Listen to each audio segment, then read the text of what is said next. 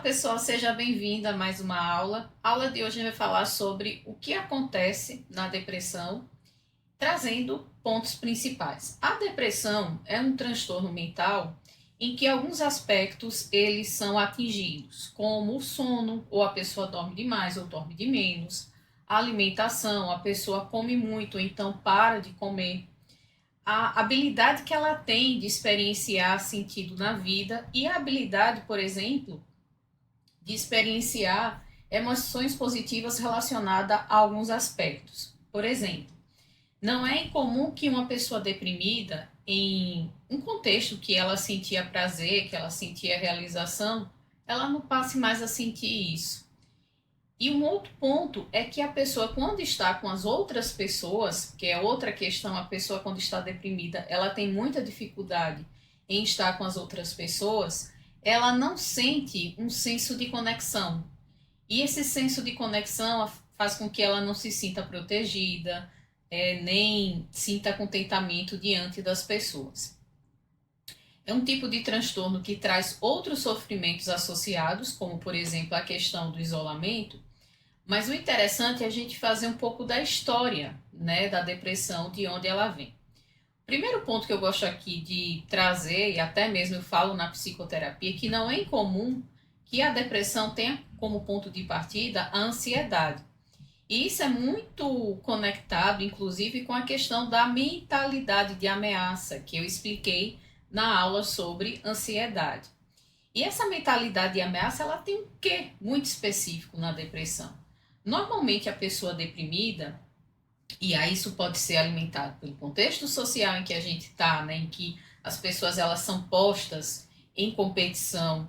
Isso também é muito alimentado quando a pessoa passa por uma perda e aí ela se sente em uma posição inferior por qualquer tipo de circunstância em que a pessoa se perceba como inferior, mas que esse inferior também esteja associado a uma noção de que a pessoa não vai ser apreciada pelo outro, de que ela não vai ser amada, que ela não vai ser valorizada, que ela realmente tem que ser posta de escanteio.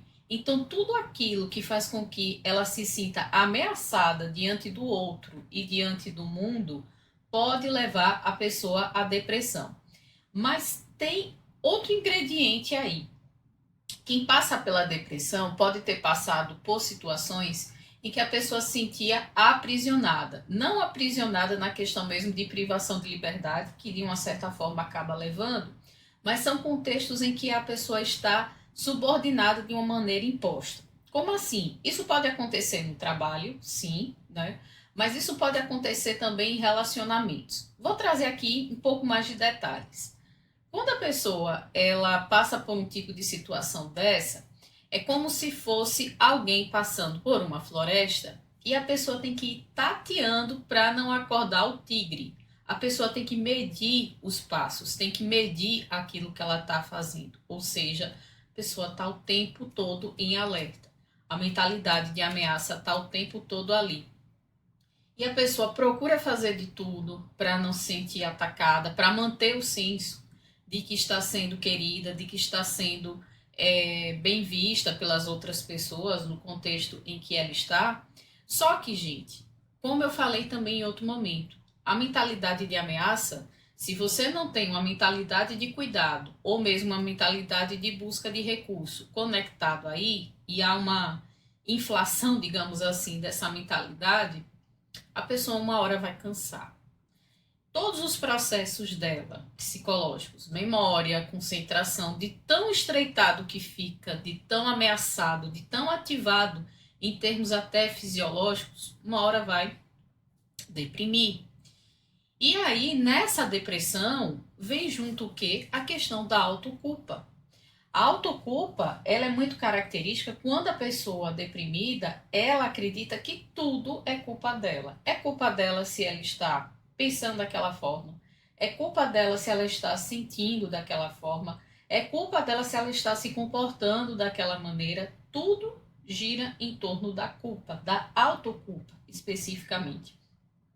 E aí, para você que está me ouvindo, seja um profissional ou mesmo alguém que quer saber mais sobre o assunto, ou mesmo está passando pela depressão, o mais importante antes da gente movimentar essa pessoa em uma direção de uma vida com mais sentido, né, já que a depressão tem essa característica muito forte de perda de sentido de vida, a gente precisa trabalhar essa culpa, tirar ela desse movimento centrado e devagarzinho fazendo com que ela cuide de si por esse sistema de cuidado, tá? Vou ver aqui, não vou prometer, se eu trago em uma outra aula como é que a gente pode trabalhar a depressão na psicoterapia. Mas é muito importante eu trazer aqui esses aspectos, de novo, principalmente para quem está passando pela depressão, para que a pessoa entenda que tem muita coisa que pode ter fugido do controle dela e que não é culpa sua, tá bom? Espero que vocês tenham gostado da aula. Se ficou alguma dúvida, alguma coisa que não ficou muito bem explicada, é só colocar aqui nos comentários. Se você está assistindo aqui, por favor, se inscreva no canal, ative o sininho, curta. É isso, gente. A gente se vê na próxima aula. Até mais.